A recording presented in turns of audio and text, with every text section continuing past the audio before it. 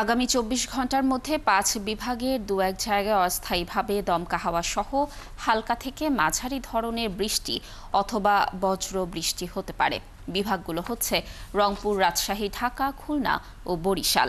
সেই সঙ্গে সারা দেশে দিনের তাপমাত্রা সামান্য বাড়তে পারে এবং রাতের তাপমাত্রা অপরিবর্তিত থাকতে পারে, জানিয়েছে আবহাওয়া অধিদপ্তর।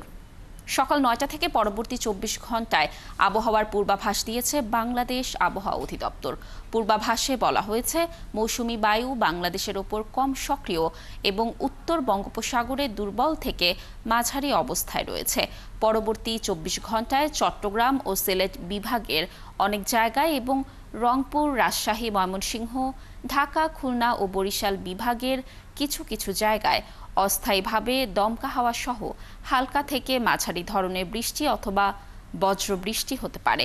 সেই সঙ্গে চট্টগ্রাম ও সিলেট বিভাগের কোথাও কোথাও মাঝারি ধরনের ভারী থেকে অতি ভারী বর্ষণ হতে পারে।